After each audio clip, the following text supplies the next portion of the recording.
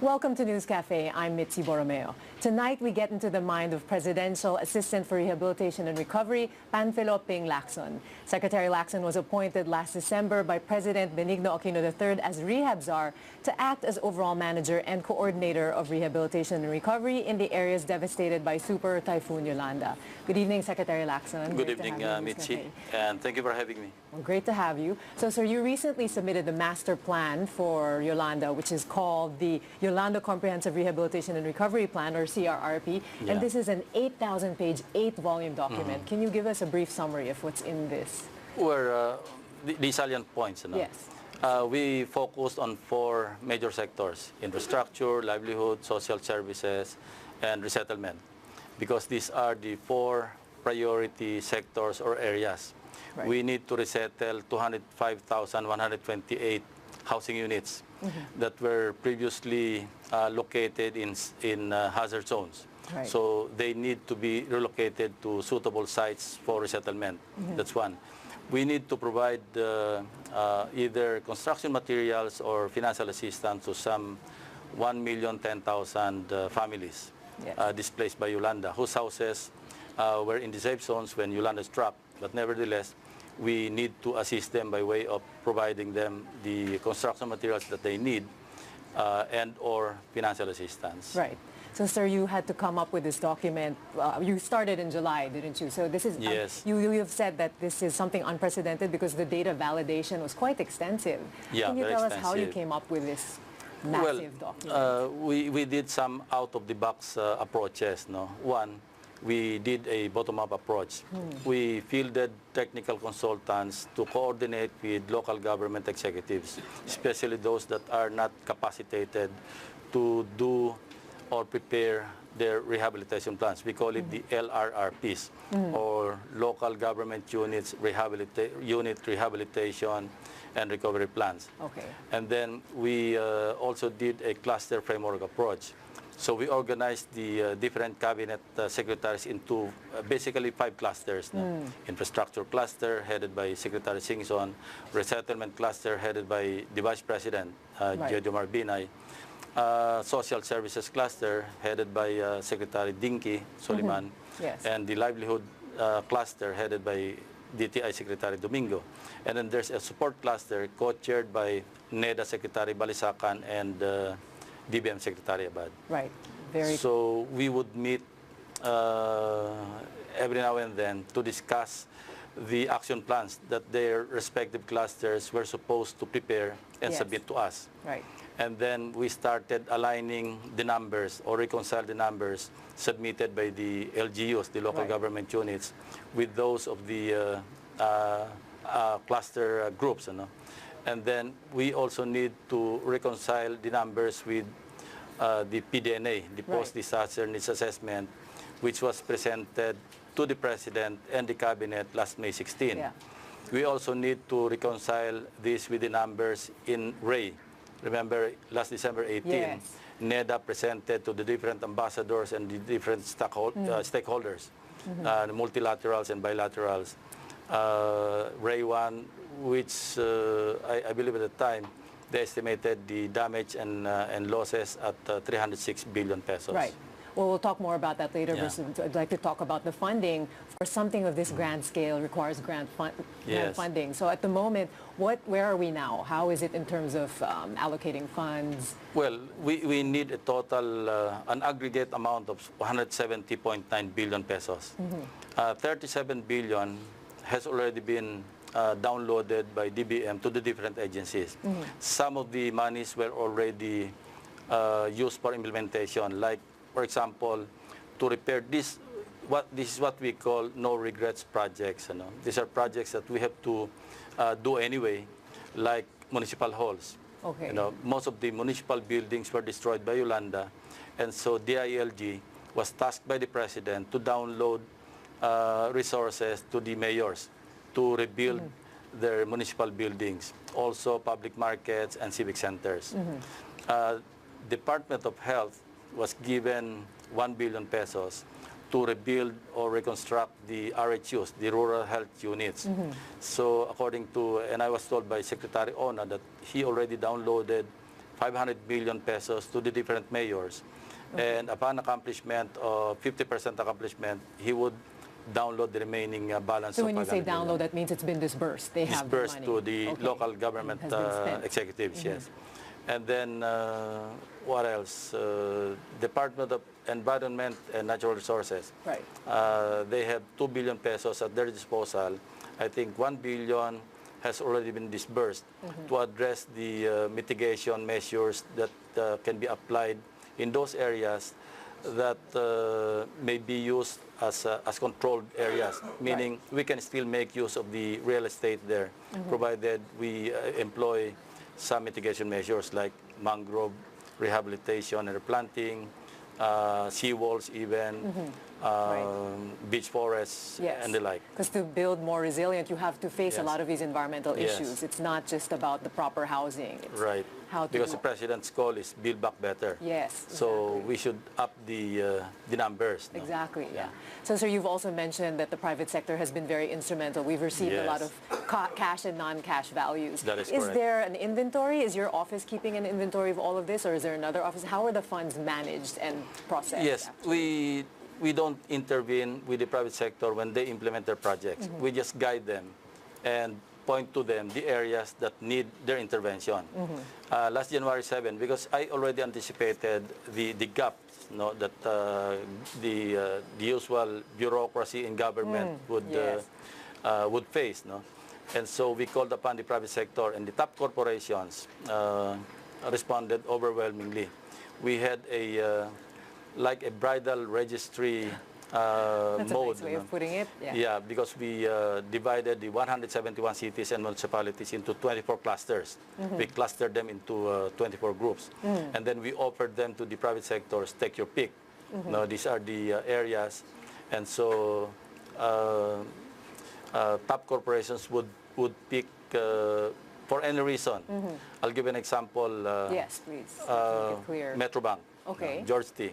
He told me personally, I'd like to take on Palo because of some sentimental reasons. Because when I was a very young man of 22, the father of Ramon Pedrosa Yes, approached him and taught him how to go into banking. Okay. And since he became a very successful banker, the first thing that came to his mind is to take on Palo because the Pedrosas are from Palo. Yeah.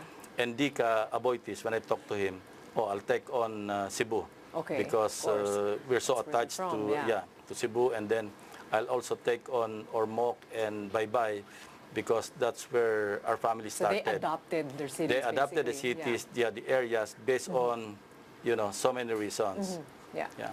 How do you ensure that this funding is used properly? Because there's been concern about how it's been spent, that Yeah. progress has been slow. How are you sure that, how are the checks and balances in terms of funding? Well, the checks and balances would come from the CSOs, the civil society organizations, the NGOs, and our own monitoring from our office.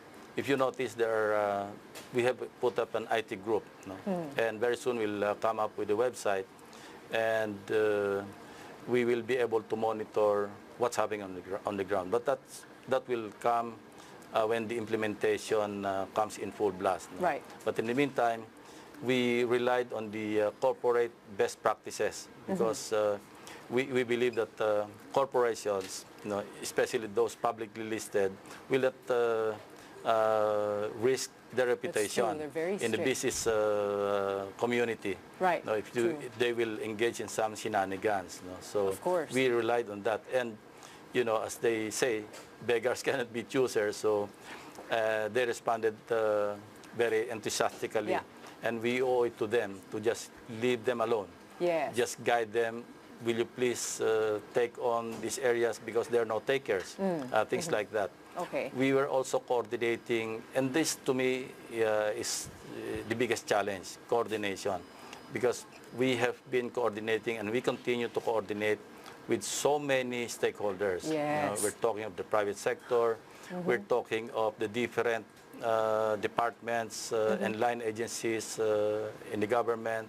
We're talking of multilaterals, like the different countries that Right. contributed.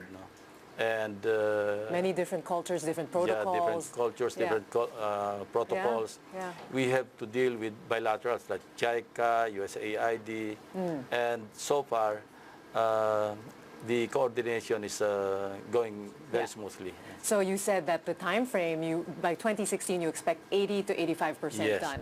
Are we because still that on is track? a realistic estimate of how much we can do. Yeah.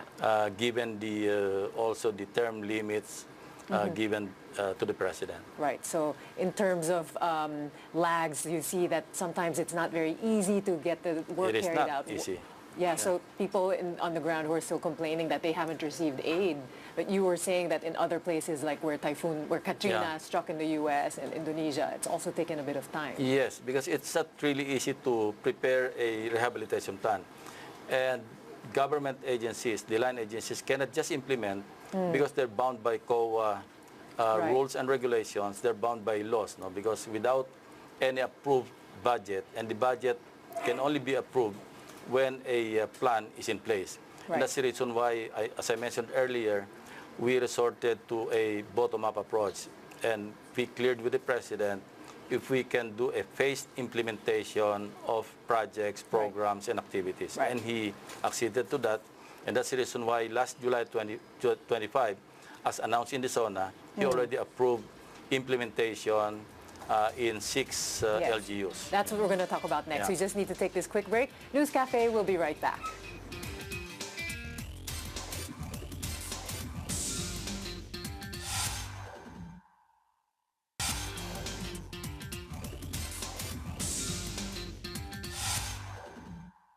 Welcome back to News Cafe. I'm talking to Rehab Czar Secretary Ping Lacson.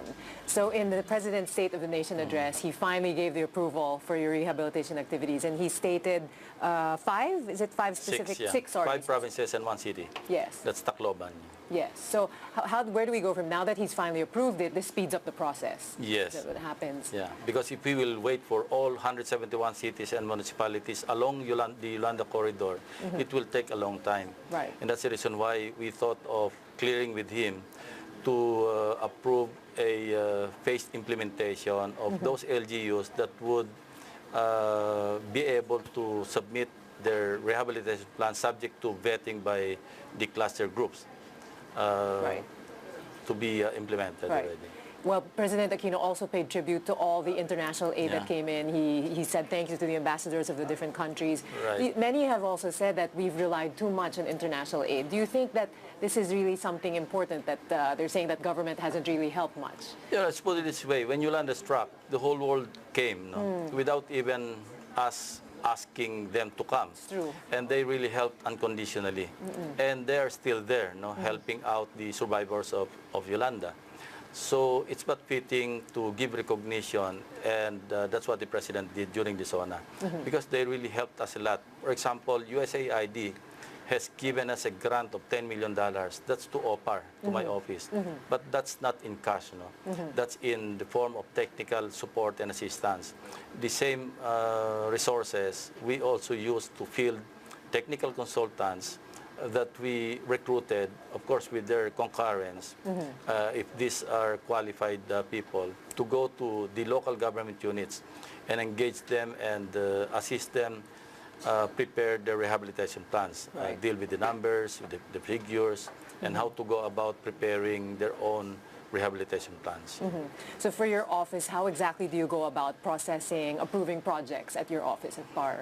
We are not approving projects. It's the line agencies, the cluster groups that will approve the projects. Okay. Our job here is merely to coordinate.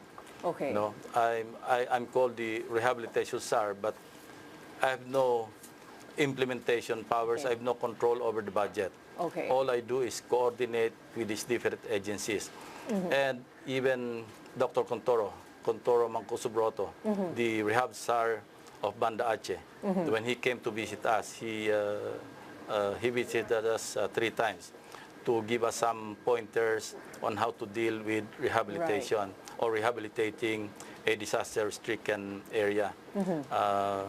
And that's the role model in the international community. And he was telling me that the biggest challenge that he faced was coordination. And I thought he was saying it quite lightly, only to realize that that's really a tough or a big challenge. Yes, and of course face. you're faced with a lot of criticism. And it's good you clarified your role, because some people have been talking about how they weren't really receiving aid from your office. For example, there's a group called People Surge. They've been calling for your resignation because they claim they haven't received aid. So what is your reaction to I have no control over the budget, and it is impractical to just give the survivors, especially those residing along the coastline, because People Surge has been asking the national government to just give 40,000 pesos to the families. But, you know, it's easy. Government has the resources. We can give out, or government can give out 40,000 pesos in assistance to these families. But where will they build their houses? In the same areas where they were hit, and some or most of the family members got, perished after the storm surge. We cannot do that because government has the responsibility to relocate them to safe areas. And for those who say, in the tent cities, they're still not really livable, some of the conditions. They say that even now, 9 months on, they're still living in such terrible, and mabaho daw, madume. So what is being done about this situation? Tents should have been dismantled by now, because the Social Services Cluster Head, Secretary Soliman, we had an agreement. This was, I think, early part of July or later part of June, that by July 31, nobody will still be or would still be living in tents. But she is addressing that problem. I don't know how many more are still living in tents right now. But the international standards, I was also informed by Pakuntoro on this, the transitional houses like bunk houses, or what they call in Indonesia's barracks, that's only good for 2 years. After 2 years, all bunk houses, all transitional shelters should be dismantled. We are trying to comply with that protocol. Well, you called out some bunk houses which were subpar. No? What happened there? What exactly happened in the situation? It's good that we called their attention, because when I visited the corridor, that was 3 days after I took my oath in Malacanang, I visited the devastated area, some of the areas anyway, along with my undersecretary, because at the time we were a team of 2. No? We had not organized yet. It's only lately that we became a family of 104. No? And most of the people that you see here are technical consultants that are receiving their salaries from USAID, from the technical assistance, and the UNDP, United Nations Development Program. So I'm counting my fingers. I think we're only 11 or 13 government employees here. Most of the people here are technical consultants. So they're the ones who really go into the field and study and get the numbers, get the statistics. So in terms of the bunk houses that you called out, you said that they were underspec and there were substandard materials. They were substituting of materials. So apparently you found 10 politicians who were getting kickbacks. Is that right? At least one politician. At least one, And I requested the PNP and the CIDG to conduct their investigation. And true enough, 836,000 pesos worth of a bunkhouse unit.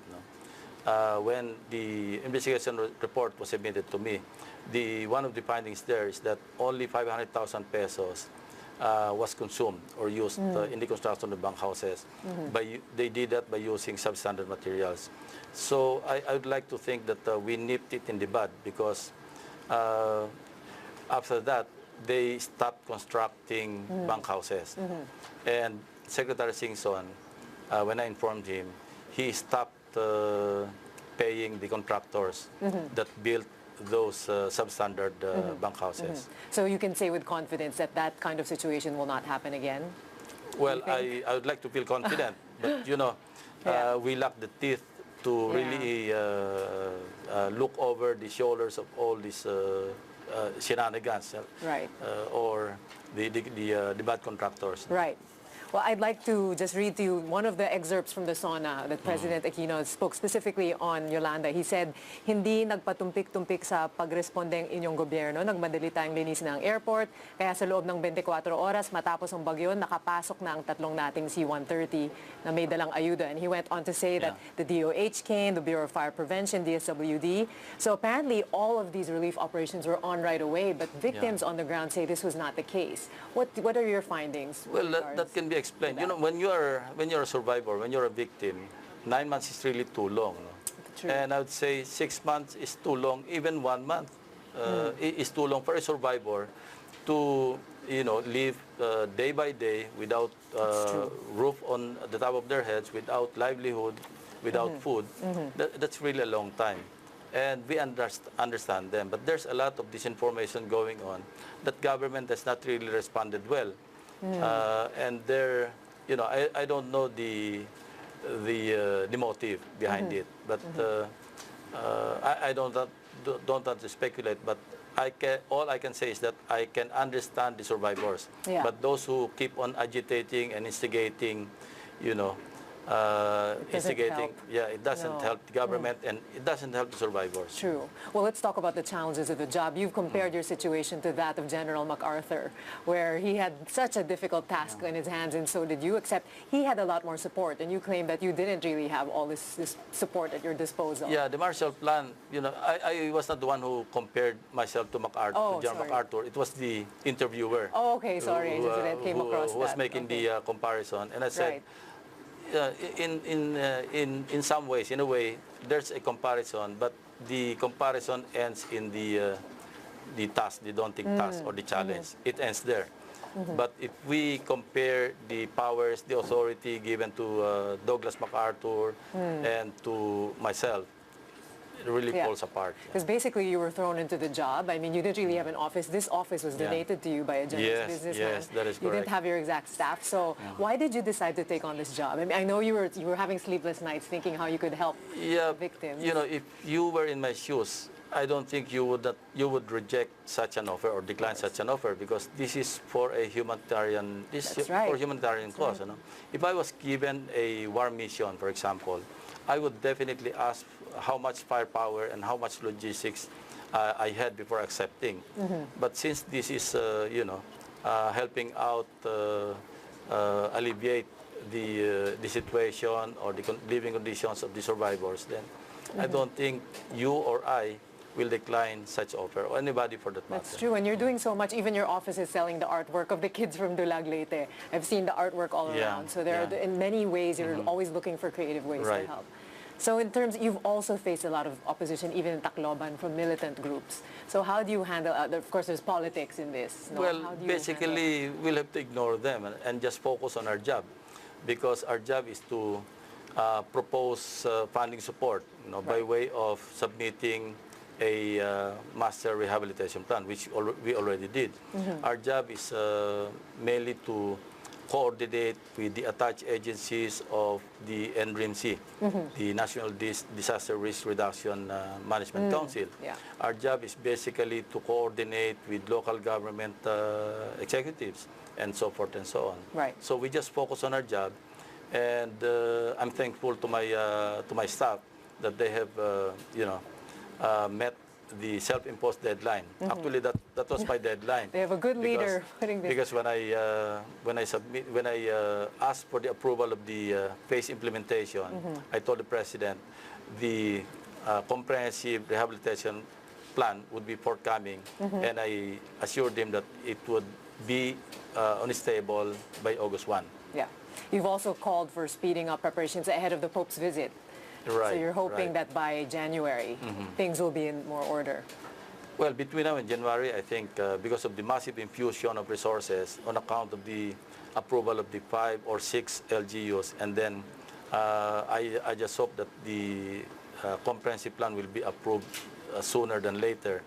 Then we'll have things will get moving faster. Good to hear. All right, we'll take another short break. When we return, we'll talk to Secretary Lacson about his civil service career.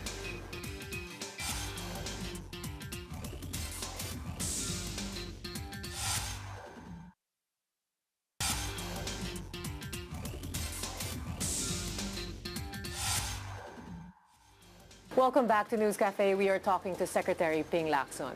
So Secretary, let's talk about your civil service career. Starting with the PNP, you're known for your no-nonsense, sterling reputation there. Tell us about some of the highlights of your time. Well, that's my crowning glory. As far as my public service career, I would say that my stint, especially when I was Chief PNP, as my defining moment.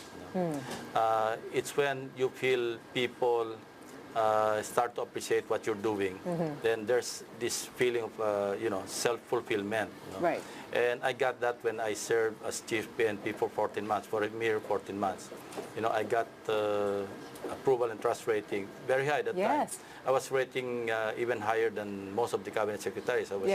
I was rating the highest in the PNP's history. The highest in the PNP. Even the PNP itself as an institution. 58% public approval for PNP, 78% for rating for yourself, on you. Yeah, on you and the public approval would be the biggest reward that a public servant can get.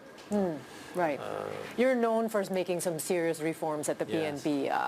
For example, you won the confidence of businessmen and foreign investors and the cooperation of the general public when you had more coordination with law enforcement agencies, both here and abroad in the fight against drugs, for example, and crime.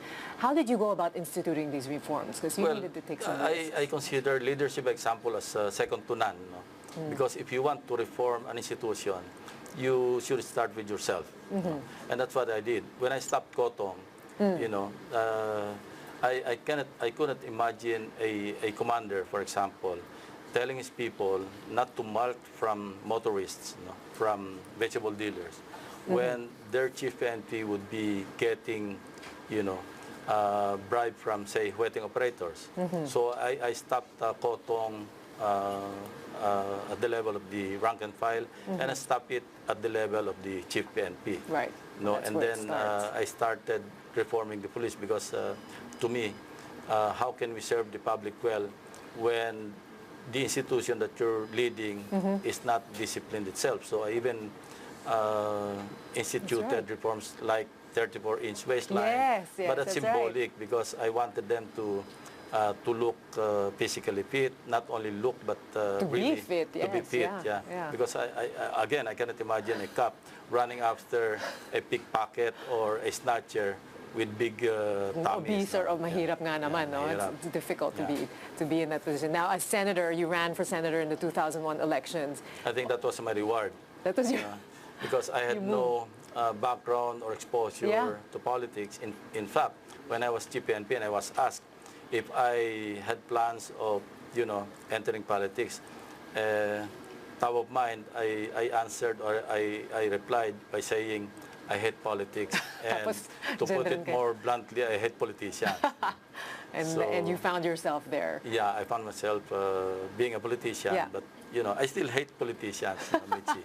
But you work in this. It's difficult. You hate them because you don't like the bureaucracy. Yes. So what is it about politics that you hate the most? Well, when you're a senator or a congressman, when you're a legislator, the first thing that comes to mind, at least public mind, is pork barrel. Right. And that's the reason why I decided to forego the yearly allocation. You're very much against that. And yeah, I was very much against it. And I felt, on hindsight, I felt it was like a ticking bomb ready to explode, and exploded already. When the Napoles caper came out and exploded, then I was talking to some of my former colleagues, and they would tell me, Ping, we should have followed your lead. Just to you were ahead of your time then. Yeah, that's what they were telling me. Now, when this scandal came out, you also came out with your own list. So people were criticizing you also because ang daming lists, and then this is also the height of Yolanda.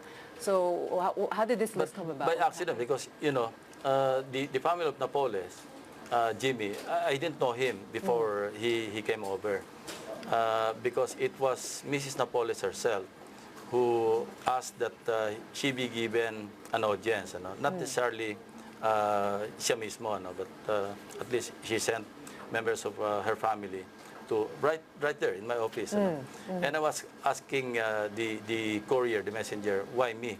And Mr. Napoles told him that siya lang kasi walang pork barrel. So siya lang yung pwedeng siguro mapagsabihan kung ano yung gusto namin sabihin.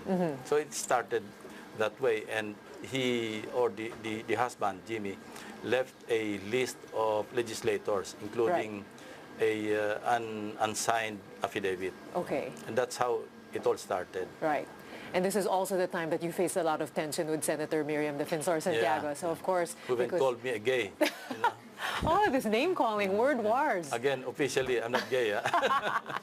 Well, ano-ano na lang lumalabas, Yes, no, pag may away. But now that you recently said that you've taken down all animosity because now she's and in all dealing sincerity, with cancer. I said, and I'll still say, that I will continue praying for her recovery. Right. Yeah, call it miraculous or whatever, but we should all, you know, as Catholics, as Christians, to really pray for, you know, recover somebody who is stricken with cancer. Right. It's difficult. So a lot that you have to deal with in politics, even your time at PNP. Now, since we were talking about PDAF and corruption, you know, in terms of with police and military, you also know there's been some corruption there, and many have also been linked to Enrile. How has this changed over the years? Because you instituted a lot of reforms, but unfortunately, some of this torture and bad practices it started when I ran for senator, because at the time, ex-President GMA already took over. And this just an opinion, and some friends also advanced this idea that the reason why they pounced on me after I left the PNP, because I tendered my courtesy resignation, but they presented it as if I was sacked by, of course, whatever. But when I ran for the Senate, I started receiving all these criticisms from the new administration, and it's as if they were really bent on putting me in jail, as early as 2001. So, and they linked me to drugs, kidnapping, all crimes, and at the time I thought I should not respond to the diatribes, the criticisms of the new administration. And somebody, I think it was Senator Pimentel, who advised me, you should respond to all the attacks, because people, you know, start to believe all the all the criticisms. And that's the lesson I learned, that when you are criticized, you must be able to respond right away, because it will linger in the minds of people. If you don't respond, it's as if you're admitting. Deal with it. If you're not guilty, then you know, face it. Do you have any regrets about maybe some of the actions you did or didn't do throughout your career? Regrets is first. I think I regret entering politics. I think you're stuck, Secretary. Yeah, I'm stuck. You know, there's a lot of work ahead of you. 20 years in the military. 10 years in the police, and then another 12 years as a senator, and then now. So, well, let's talk about some of your accomplishments. You authored a lot of laws, just to name some of them: the Dangerous Drugs Act of 2002, Absentee Voting Act, Anti-Hueting and Illegal Numbers Games, the National Service Training Program Act of 2001. Is there something that really stands out for you? Yeah, most significant. Just a written there, but it's the Anti-Red Tape Act. Yes, I didn't get to that because it's a long list. One of my most significant bills enacted into law. You know, the anti-red tape is a big contribution to fighting corruption, because in that bill, some of the features of the law, of the act itself, is giving any agency just 5 working days to approve a simple transaction, and 10 days to approve a complex transaction. Right. You know, and there are penalties if the heads of agencies will not or act accordingly, or in compliance with the provisions of the law. Yeah, very important. Now, you worked under different administrations. What was it like working with different presidents?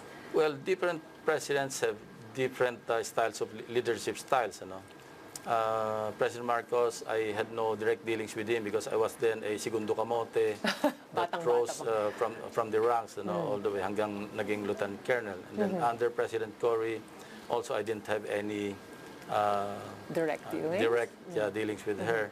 I was only dealing with the chief PNP at the time, General Nazareno. Under President Ramos, well, he knows me personally because we were together in the defunct Philippine Constabulary.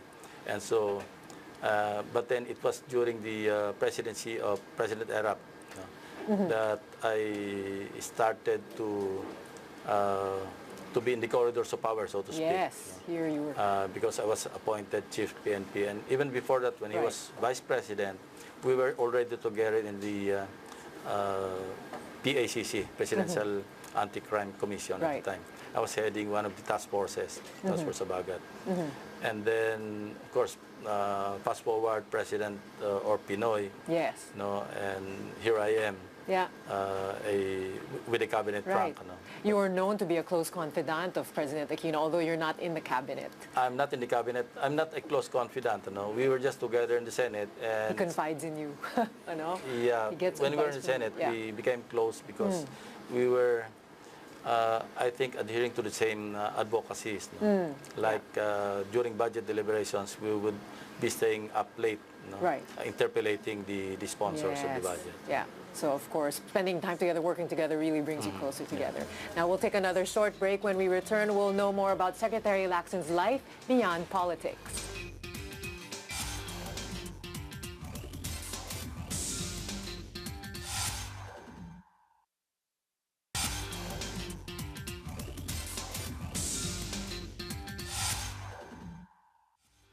You're watching News Cafe, and we are speaking with Secretary Ping Lacson. So we'll talk about growing up for you. Sir, you grew up in Imus, Cavite. Yeah. What was it like, your childhood? Well, I was born to poor parents. My mother was a market vendor. My father was a jeepney driver. So we grew up with poor parents. And so, but my parents were passionate about sending us all to school. Great. And so after high school, I wanted to be a lawyer at the time because I wanted to become an NBI agent because I had really passion for law enforcement. So, but the entry point to become an NBI agent is to become a lawyer. So I took up pre-law in the Lyceum of the Philippines, but I didn't finish because I was admitted to the PMA, having passed the entrance examination. I think it was in 1967. Funny thing, because I didn't have any intention of going to PMA. A high school friend of mine invited me to join him because he was quite afraid or fearful of, getting the entrance examination. So why don't you join me? By accident. And I ended up getting an application for myself, filling it up. And then he failed, I passed. And the irony of it, after 8 years, when I was already I think a captain in the defunct Metrocom. I arrested him for some crime. Oh my So gosh. that was the first encounter I had with him after we took the PMA exams together. Great story. So, You also spent a big deal of time in Cebu. You're known as the adopted son of Cebu. Yeah, I was assigned in Cebu as Metro Discom Commander. That was in 1989. And I had 2 turnovers of command there because the first turnover, because we're supposed to serve only for 2 years. So after serving 2 years, I was supposed to be transferred to Luzon. But then during the turnover ceremony, the mobile phone of the regional director rang. And then he stood for a while, and when he came back, he announced to the audience, there's a slight change in today's ceremonies. The turnover will not proceed anymore because I received a call from the president that Colonel Lacson should still stay. Yes. And I found out that it was the governor of Cebu, Litos Mena at the time, who called up President Cory and requested that I be extended. So no way out of it, huh? People just... Yes. So I stayed there for another, for several months more until I got transferred to Laguna. Right. Yeah. So you've been moving around a lot also now in terms of your family. You're so busy. You're such a workaholic. How is time spent with the family? Do you even have time? Absentee father, absentee husband. That's how a military officer or police officer. So that's how it's been. That's normal. They know what it's like, yeah. So what do you do to relax? Because you need some time naman, you need some downtime. Well, right now I have no, except, watching DVDs and then maybe browsing. That's all there's to it. I'm not into sports anymore, but I do treadmill exercises every other day, and if I have the time. So I heard that you also like to drive to kind of de-stress. So driving that's correct. Driving alone. Just, but not so much right now because of the traffic. Before I would drive more stress. all the way to Tagaytay and back. I used to do that. Gets you thinking, time alone. Now you're a big stress. Right. You're a big basketball fan. You follow LeBron James. Huh? So you've been moving between Miami Heat and the Cavs. my favorite team before he joined Miami was Cleveland Cavaliers. And then he moved to Miami, so I turned into a Miami Heat fan. Now I'll be back to back Cleveland. to the Cavs. Thanks I'm to following LeBron. Oh, LeBron all the way, huh? Right. But you're also a big baseball fan. Baseball and boxing. I used to be a pitcher when I was in PMA. And I belong to the baseball core squad. When you say core squad, that's the team of the PMA that would compete with other teams. And then I was also a boxer. And this is where I got... really? You're a because, I think my division at the time was featherweight. And before the featherweight division, there would be lower or lighter divisions, lower divisions.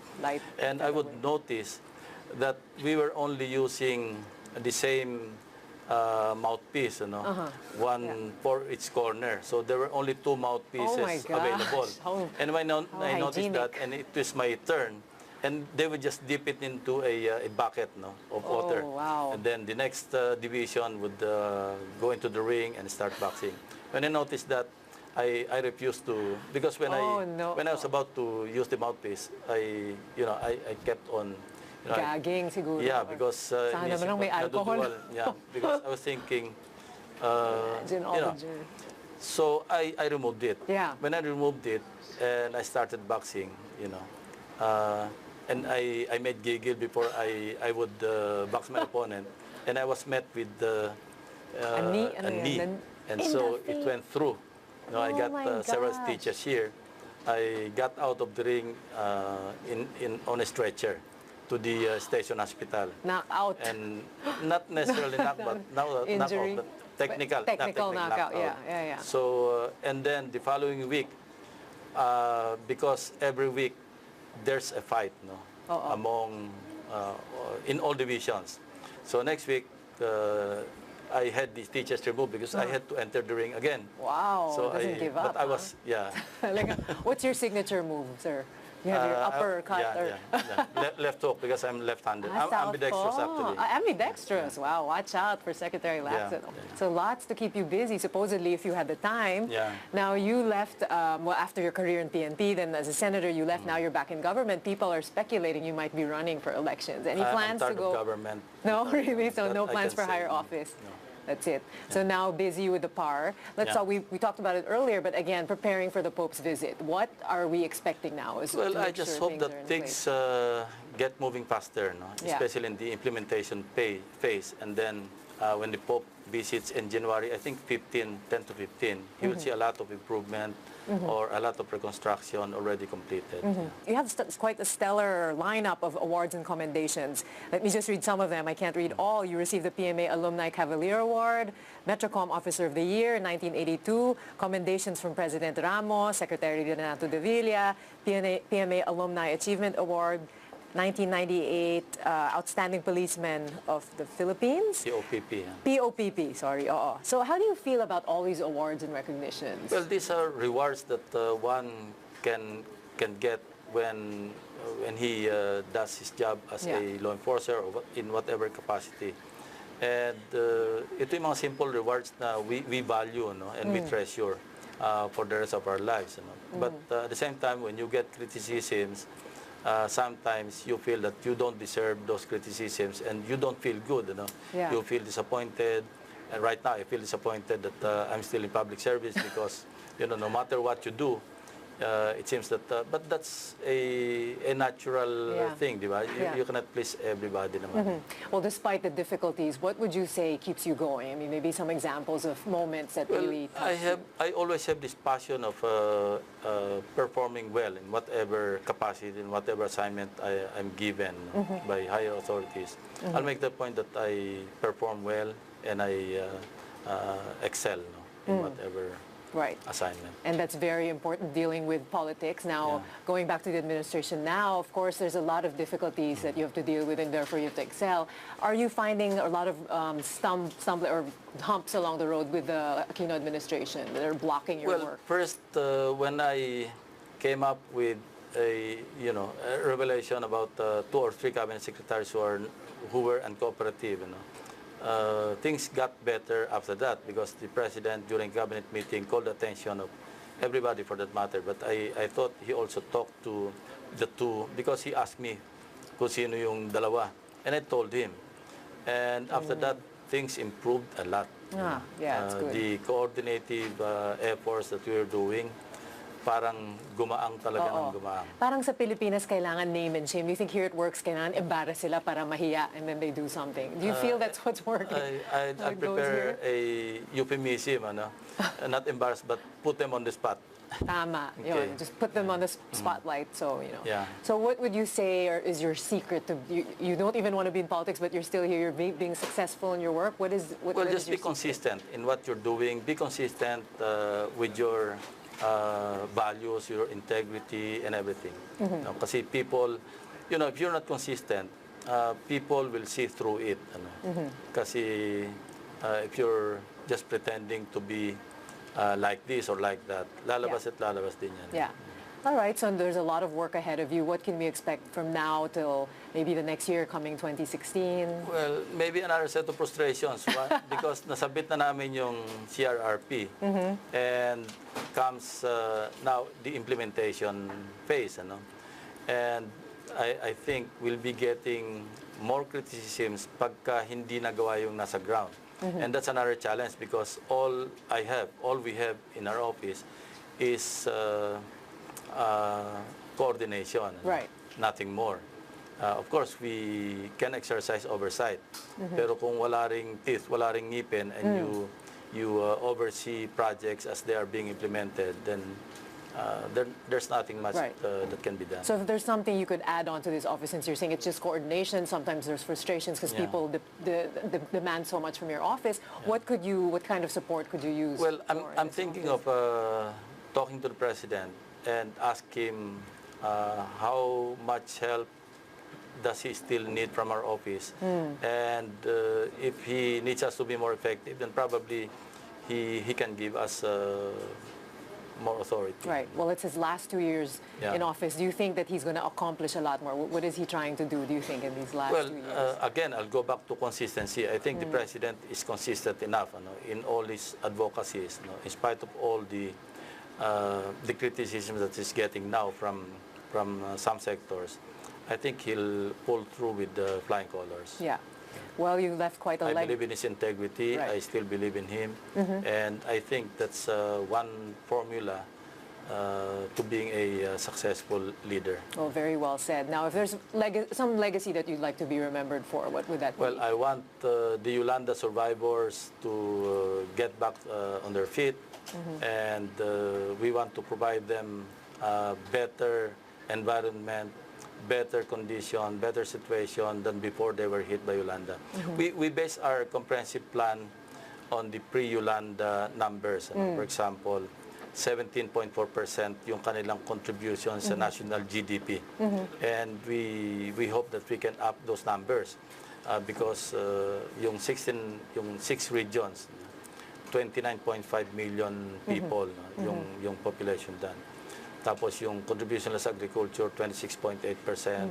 So malaki yung tama. So dapat maitaas lahat yun to answer the build back call or build back better call of the president. Right. Well, thank you very much, Secretary Lacson. A lot of work ahead of you. Thank you for all you do and all the best. Thank you very much.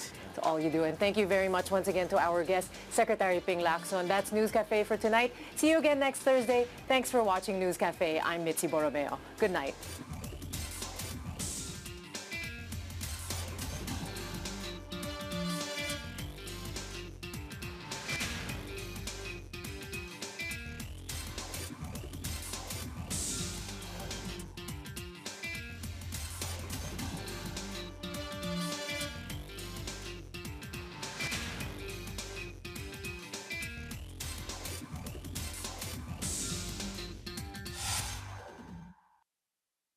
sector when they implement their projects. We just guide them and point to them the areas that need their intervention.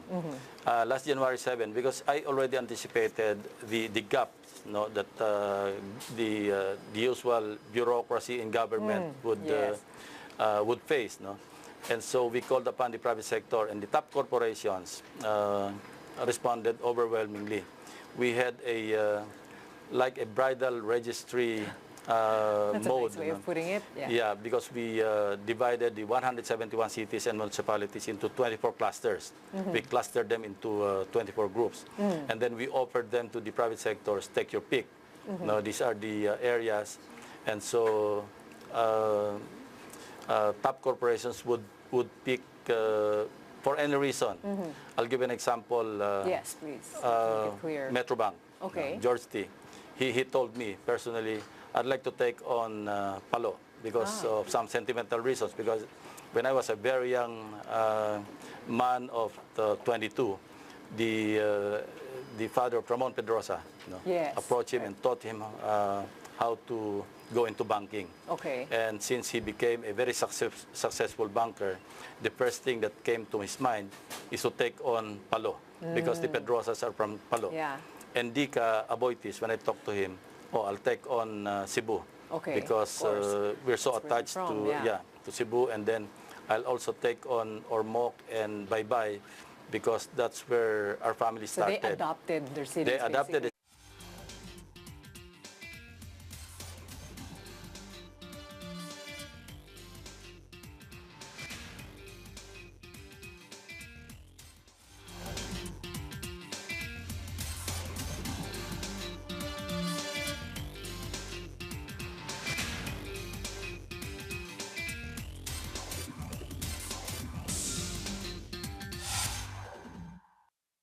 Welcome to News Cafe. I'm Mitzi Borromeo. Tonight, we get into the mind of Presidential Assistant for Rehabilitation and Recovery, Panfilo Lacson. Secretary Lacson was appointed last December by President Benigno Aquino III as Rehab Czar to act as overall manager and coordinator of rehabilitation and recovery in the areas devastated by Super Typhoon Yolanda.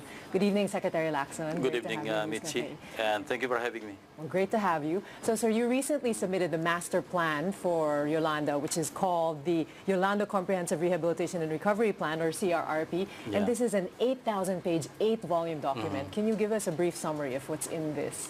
Well, the salient points. Yes. We focused on 4 major sectors: infrastructure, livelihood, social services, and resettlement, because these are the 4 priority sectors or areas. Right. We need to resettle 205,128 housing units that were previously located in hazard zones. Right. So they need to be relocated to suitable sites for resettlement. That's one. We need to provide either construction materials or financial assistance to some 1,010,000 families displaced by Yolanda, whose houses were in the safe zones when Yolanda struck. But nevertheless, we need to assist them by way of providing them the construction materials that they need and or financial assistance. Right. So, sir, you had to come up with this document. You started in July, didn't you? So this is, yes. You have said that this is something unprecedented because the data validation was quite extensive. Yeah, Can you very tell extensive. us how you came up with this massive document? We did some out-of-the-box approaches. One, we did a bottom-up approach. We fielded technical consultants to coordinate with local government executives, especially those that are not capacitated to do or prepare their rehabilitation plans. We call it the LRRPs, or Local Government Unit Rehabilitation and Recovery Plans. Okay. And then we also did a cluster framework approach. So we organized the different cabinet secretaries into basically 5 clusters. Infrastructure cluster headed by Secretary Singson, resettlement cluster headed by the Vice President, Jojo Marbinay, social services cluster headed by Secretary Dinky Soliman, Yes. and the livelihood cluster headed by DTI Secretary Domingo. And then there's a support cluster co-chaired by NEDA Secretary Balisacan and DBM Secretary Abad. Right. Very. So we would meet every now and then to discuss the action plans that their respective clusters were supposed to build their municipal buildings, also public markets and civic centers. Department of Health was given 1 billion pesos to rebuild or reconstruct the RHUs, the rural health units. So according to, and I was told by Secretary Ona that he already downloaded 500 million pesos to the different mayors. And upon accomplishment of 50% accomplishment, he would download the remaining balance So of when you say 500 million. download, that means it's been disbursed. They have the Dispersed money. to the Okay. local government Has been spent. executives, yes. And then what else?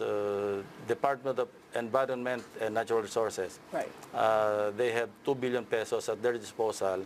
I think 1 billion has already been disbursed to address the mitigation measures that can be applied in those areas that may be used as controlled areas, meaning we can still make use of the real estate there, provided we employ some mitigation measures like mangrove rehabilitation and replanting, seawalls even, beach forests, and the like. Because to build more resilient, you have to face a Yes. lot of these environmental Yes. issues. It's not just about the proper housing. It's Right. how to Because do- the president's call is build back better. Yes, So we should up the numbers. No? Exactly, yeah. So, sir, you've also mentioned that the private sector has been very instrumental. We've received a lot Yes. of cash and non-cash values. That is correct. there an inventory? Is your office keeping an inventory of all of this, or is there another office? How are the funds managed and processed? Yes, we don't intervene with the private sector, prepare and Yes. submit to us. Right. And then we started aligning the numbers or reconcile the numbers submitted by the LGUs, the local Right. government units, with those of the cluster groups. You know? And then we also need to reconcile the numbers with the PDNA, the Post-Disaster Needs Assessment, which was presented to the President and the Cabinet last May 16. Yeah. We also need to reconcile this with the numbers in RAY. Remember, last December 18, Yes. NEDA presented to the different ambassadors and the different stakeholders, the multilaterals and bilaterals, RAY 1, which I believe at the time, they estimated the damage and losses at 306 billion pesos. Right. Well, we'll talk more about that later. Yeah. I'd like to talk about the funding. For something of this grand scale requires grant Yes. funding. So at the moment, where are we now? How is it in terms of allocating funds? Well, we need a total, an aggregate amount of 170.9 billion pesos. 37 billion has already been downloaded by DBM to the different agencies. Some of the monies were already used for implementation, like, for example, to repair this is what we call no regrets projects. You know? These are projects that we have to do anyway, like municipal halls. Okay. You know, most of the municipal buildings were destroyed by Yolanda, and so DILG was tasked by the President to download resources to the mayors to rebuild